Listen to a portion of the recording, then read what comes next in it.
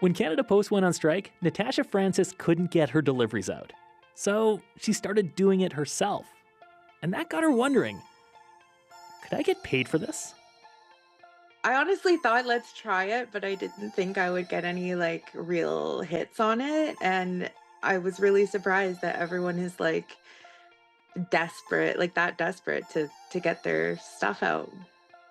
Call her a pop-up delivery service. She doesn't know how long it will last, but right now, she's busy.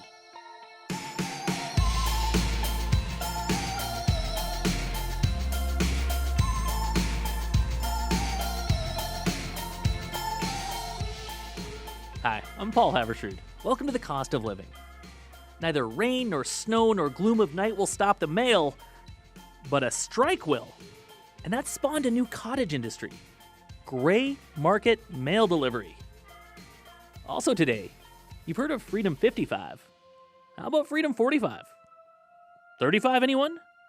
Welcome to the laid-back world of mini retirements.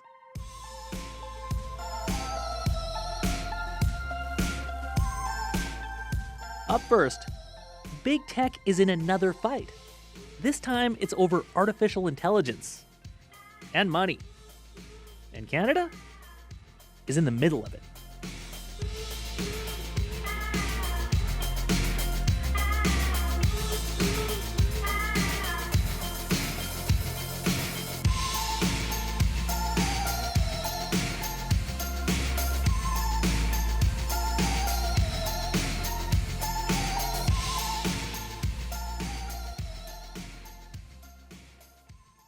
When you ask ChatGPT a question and the robots answer, it's not magic.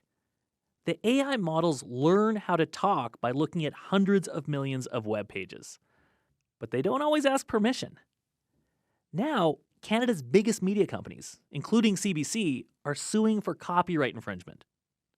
Then there's the US and the EU. They're threatening to break up the tech giants. Ottawa scrapping with Google and Facebook. Why is all of this starting to happen now? Martin Patriquin is a reporter with The Logic, a news site that focuses on technology. Hi there. Hey, how are you? I'm well, thanks. So, Martin, let's start with this lawsuit against OpenAI. What is the case the media companies are making?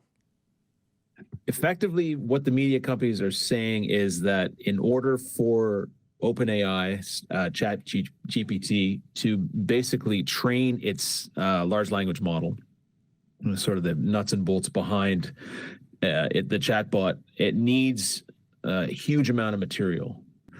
And what these Canadian media companies are saying is effectively that OpenAI harvested their own content for the benefit of this, of feeding this, of their ChatGPT. Basically, that says that the ChatGPT has been doing so since about 2015 and went back that far and basically used the volume of content since then to effectively make ChatGPT smarter, more effective, what have you. Okay, so U.S. media companies, including the New York Times, they filed a similar case last year. Why are media outlets on both sides of the border now taking up this fight? It's a little bit. It's funny. They're late, as to be expected. Tech giants tend to move very, very quickly when they're onto something new. And this is basically a lot of media companies going, oh, wait a minute. We have a huge amount of IP here. Our IP is valuable. You could argue that it's probably the most, one of the most important things of our business model. And there is a giant company that makes a lot of money, that makes a very popular chatbot, is basically taking it and using it for free. Media companies are hurting. It's a tough time for media, just in terms of advertising and being able to monetize the content. And having a giant startup, if you can call it a startup, from the United States coming in and harvesting all that data is a bit of a kick in the teeth. So that's what's at stake for media companies. What about OpenAI? Beyond the lawsuit and being sued, what's at stake here for a company like OpenAI? Well, I mean, part of the thing is that, like, if you if you look at, you said in the intro there, that they basically scrape websites for content. The problem is that a lot of websites aren't particularly good.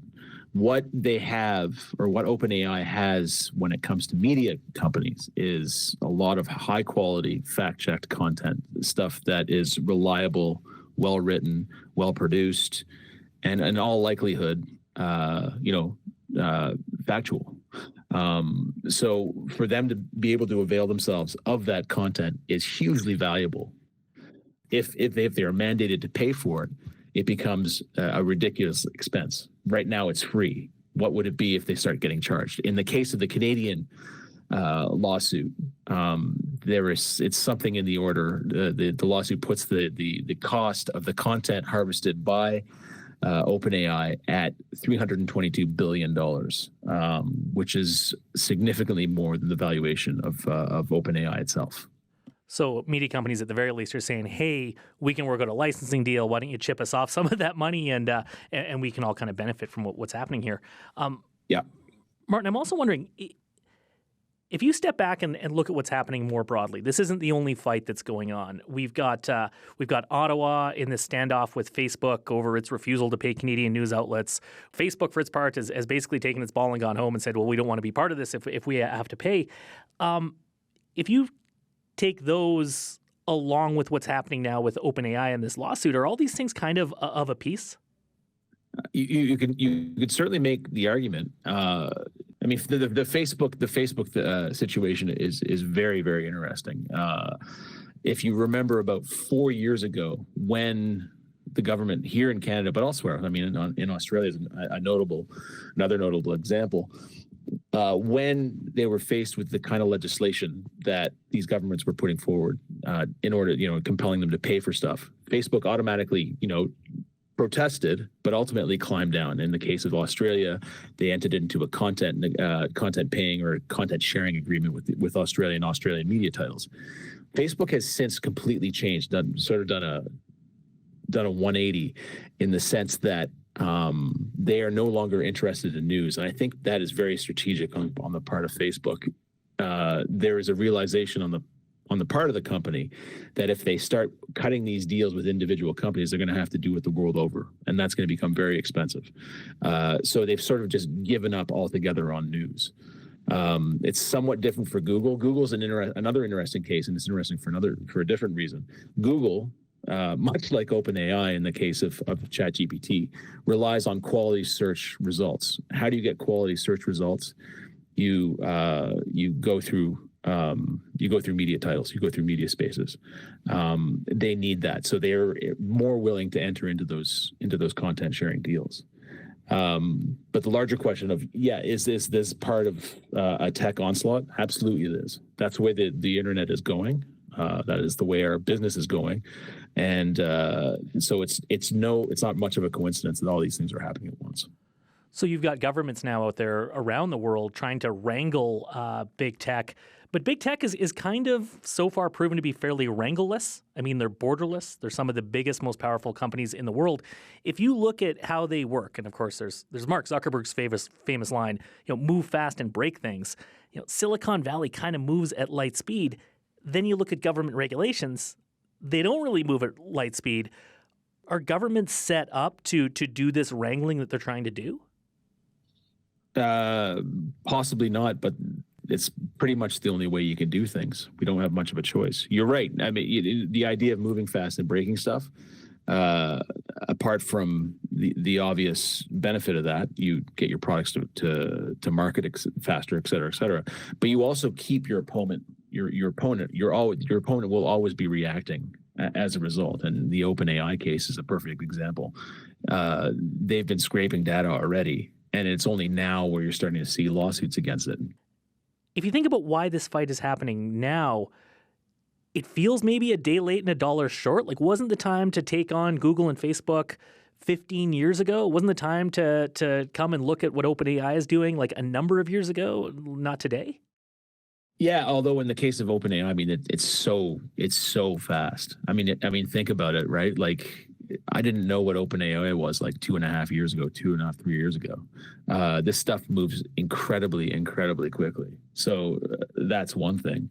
As far as Google and Facebook are concerned, I mean, for a long time, I think a lot of media executives, to be fair to, I can't believe I'm saying this, but to be fair to Google and Facebook, I think a lot of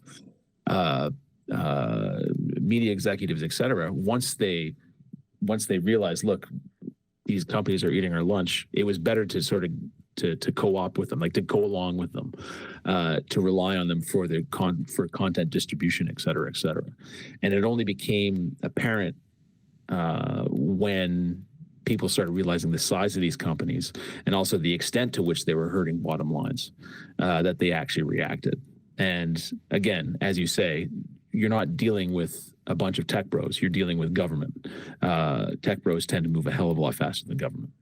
Well, what about government? Have you had conversations with policymakers, with people in those circles? Like what are they saying now when they're looking at sort of getting into some of these fights? Well, one of the things, and I've talked to a number of people about it. And one of the things, and it's going to be one of the challenges for the lawyers for the media companies in the OpenAI lawsuit, is these companies are so well resourced. They have an incredible number of resources, be it lawyers, lobbyists, what have you. I was talking to one guy who was working for on the Heritage File back in the day, I guess it would have been online streaming. This person would regularly get job opportunities from the likes of Google and Facebook, basically them trying to poach this person.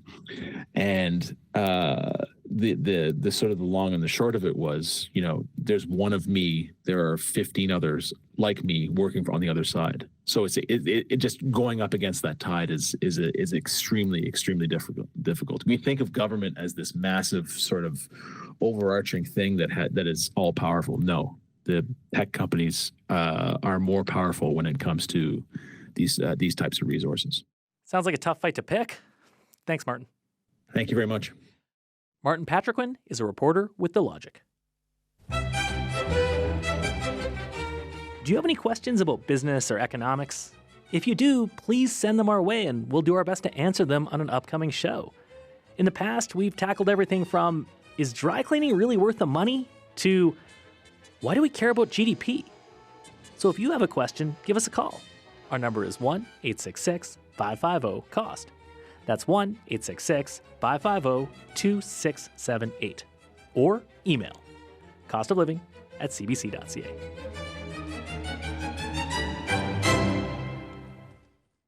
On your radio and by podcast, this is The Cost of Living. I'm Paul Haberstrood. The Canada Post strike, for some, is super inconvenient, holding up everything from paychecks to grandma's birthday card. Well, some people may barely notice. Hey, there's always UPS. But for others, the mail strike is something else. Opportunity? Knocking.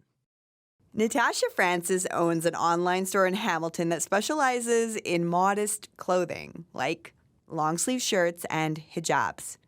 But when Canada Post went on strike, her shipping costs skyrocketed. To save money, she started delivering local orders herself. Then she thought, maybe I could capitalize on this and, deliver other people's stuff as well. She posted an ad on Facebook Marketplace and Kijiji, and her expectations were low. I honestly thought, let's try it, but I didn't think I would get any real hits on it. And I was really surprised that everyone is desperate to get their stuff out. In Kingston, Cameron Hurto had the same idea. Deliver the mail and make some extra cash. Odessa, I've been to Belleville, I've been to Yarker. And he's put a lot of clicks on his truck. Brockville. Cameron describes himself as a burly private citizen delivering everything from prescriptions to paychecks. And it's proving to be pretty lucrative. I've probably helped 50 to 60 people, and I think I've probably made about $2,500. Like, it's nuts. Guy Hoburn is a professor of business, economics, and public policy at Western University. He says the strike has made it very clear. People still use Canada Post. I think this shows that this is really an essential service that we have. Even though we live in an electronic age, we're still very reliant on physical delivery of letters, packages. Canada Post has the monopoly on letter mail, and it's easy to forget just how much still gets delivered this way until, Guy says, it stops showing up. Kids will want to be writing to Santa this Christmas. And of course, many people receive their bills by mail. Some people receive their checks and their pay by mail as well. So I think this is making it very clear we're still very reliant on regular post as part of our normal everyday lives. According to Payments Canada, 18% of small and medium-sized companies still pay their staff by check. And a lot of those checks come in the mail. Guy Hoburn says the strike is also a reminder that Canada Post boldly goes where no one else will. So private operators may only deliver to certain parts of the country. They may not get into the far rural regions. So that's the social element, and that's the social mandate, which is to make sure that there is delivery to all parts of Canada. At an affordable price. Sending a Christmas card to your neighbor costs the same as mailing it from Tofino to Truro, Nova Scotia. $1.15. But it may cost you more than that to get your cards delivered this season. Natasha Francis charges $2 per kilometer. And it starts from when I leave my house. So however far they are, if they want to pay, then they can pay. On the other hand, Cameron Hurto says he just charges what feels right. Unless you want something really special. This one lady asked me if I could go to a school dressed as Santa, and I was like, well, that's a bit much. Like, I wasn't looking to be, Tim Allen or anything. But I could probably swing that. For an extra $10.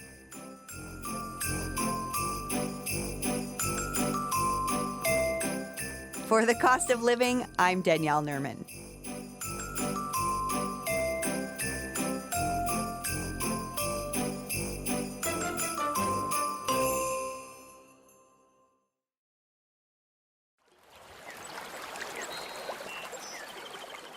Ellis, it's like we're in a mindfulness app up in here. Yeah, but this is kind of what it sounds like every day where Nick and Melanie Thompson live.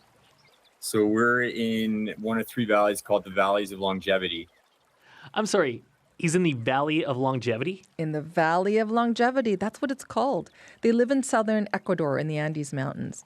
Nick and Melanie moved there with their 4 kids from Ontario a little over a year ago. It's the land of eternal spring, so it never gets below 16. It never gets over 27. It hardly rains. It's sunny every day. There's no bugs, so it's kind of like this really cool Goldilocks zone. Well, this sounds lovely. Yeah, I know, right? They live in this 700 square foot adobe house in the country with mango, avocado, banana trees. And the kids go swimming in the river nearby. It is mountain spring, so it's a little chilly. And then there's these giant rocks there that heat up in the sun. So then you see them all just basking in the sun on the rocks. They're like seals. They just kind of melt there. So what are they doing with their kids melting their little seals? Well, they're taking a year-long break from work. They're part of a trend that's growing, micro-retirements. And this is like probably what it sounds like, a little retirement? Yeah. And Nick figures, life is short. You only live once. And that hits home for Nick. He watched his parents save and plan for retirement. Then his mom passed away before they got a chance to enjoy it.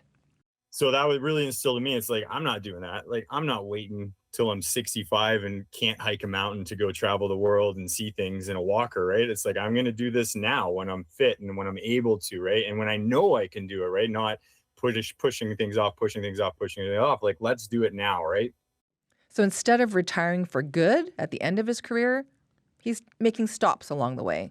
And some people call it a sabbatical or an adult gap year. And you said more people are doing this. They are. I talked to some HR experts who say more employees are asking for more time off. Sabbaticals have always been a part of academia, but they're part of the corporate world too. Companies like Shopify, Deloitte, McDonald's, they all offer some kind of sabbatical program. And is this coming from employees? Like, are they agitating for more work-life balance? Well, you know, Gen Zs and millennials, they're all about that. Like Nick and Melanie Thompson, they're in their late 30s. This is their third micro-retirement. And they're not alone. The pandemic made a lot of people rethink their relationship with work. A lot of people started questioning, is this all of my identity? Is this all of my value? Is this my entire purpose in life? Is this job? Or are there other things that actually really matter to me that perhaps need some time and energy as well? Jillian Johnsrud is a mini retirement veteran. She and her family have taken a dozen of them over the years. She's retired 12 times. Yes. She just finished her last one in the spring. She does all sorts of things during these mini retirements. She's done road trips. She's decluttered her home. One summer, I built a food forest in my backyard. It took 3 months. Some people join a band or, learn a new language or take classes. Jillian's turned micro-retirement into a career. She hosts a podcast called Retire Often. Her tagline is, "Why retire once when you can retire often?" And she coaches other people how to do it. Okay, then, well, how do you do this? Like, how do you afford to do something like this? Well, I spoke to some financial planners, and they all told me the same thing. It depends. It depends on your cash flow, your investments, your savings. It takes a lot of planning. Jillian has a formula. She says if you can put aside 6.5% of every paycheck for 2 years, it'll buy you 1 month off. Well, 6.5%, like, that would squeeze you, but it also, sounds somewhat doable. Yeah, but it might mean making choices. Like for the people she coaches, it might mean choosing a mini retirement over buying a nicer car or going out to dinner. Maybe they're not eating out at Chipotle, but in 2 years, they're going down to Mexico and they're going to be eating street tacos. It's kind of delayed gratification, but not delayed for 40 years. We're going to postpone a few little things now to have a really incredible experience. And it also depends on what kind of break you plan on taking. Like, are you going to rent a villa in France for a year or go somewhere where the loonie goes further? Like Nick and Melanie. They chose Ecuador because it's way cheaper to live there. Like about a third of what it costs in Canada. Okay, so there are ways to figure the money part of this out, maybe if you plan for it. But what about your job? Like if someone's listening and they're thinking, yeah, I kind of like the sounds of this. If someone takes a break, can that hurt your career? It is something to think about. I spoke to Philip de Villers. He's the head of CPHR, an organization that represents thousands of HR professionals. He says it could be tricky if you're just starting out and you're keen on moving up the ladder. Like if there are a bunch of you who all started around the same time and you're the one who takes 6 months off. You basically lost those 6 months. Now, it doesn't mean that down the road, 30 years later, is it really showing? No, but maybe your colleague will have the promotion before you, because basically, if you're not there, people are going to just forget about you. And so you're losing some opportunities. And if you're with a smaller company, let's say you are the entire IT department, taking a gap year might not go over very well. Well, yeah, because you know what? Somebody's got to tell you to turn the computer on and off to fix it. Kidding, IT folks. But yeah, this can come with risks for different jobs. But if you have the type of job or employment where it's not as much of a worry, like you're a contractor, then maybe this starts to feel more possible. The other question, though, Ellis, that I have that comes to mind, though, is what about your real retirement? Like if you're spending this money along the way to take these little breaks, are you still able to save for when you're old? Well, yeah, you have to figure that out too. You have to save more for your mini and for the real final one. And you may have to work longer. But maybe you're okay working past 65 because you've taken these breaks along the way. And if you do this, Jillian says you can look back and say, I did 10 incredible experiences. I did all these things in my 20s and my 30s and 40s and 50s and with my kids and with my grandkids and with my friends. And I don't feel like at 65, I have to make up for all this lost time. That's how Nick and Melanie see it. They're not interested in climbing the corporate ladder. They have a formula. Work 3 years, take 1 year off. Nick just changes jobs. He's worked as an engineer. He's run a vineyard. He's invested in real estate.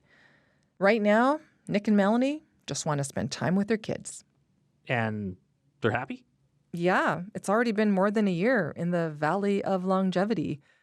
I think we're going to be here for a little longer. Yeah, we are living our best life now. And so for the foreseeable future, I'd like to continue that. Feels like this micro retirement could, turn into a macro retirement. I know, for now. But what do you think? Like, would I do this? Yeah. I never really thought about it. I just thought you just kind of like work, and then, that's it for life. But, well, Ellis, they say, if you love what you do, you never work a day in your life. Oh, brother Paul. Thanks, Ellis. You're welcome. Coming up next week, TD Bank just got hit with the biggest fine ever for money laundering in the U.S. $3 billion. Everybody's been talking about banks and financial institutions and money laundering for, 30, 40 years. Regulations have gotten tighter and tighter. And then we still have this, this degree of complicity, right? This degree of a lack of an effective anti-money laundering program is still happening. Stunning. How does money laundering, we're talking hundreds of millions of dollars, happen at a blue blood Canadian bank? One duffel bag full of cash at a time, apparently. That's next week. The Cost of Living is based in Calgary. The show is produced by Daniel Nerman, Ellis Cho, and Jennifer Keane, with help from Jeff Kynock. I'm Paul Havertrud. Thanks for listening.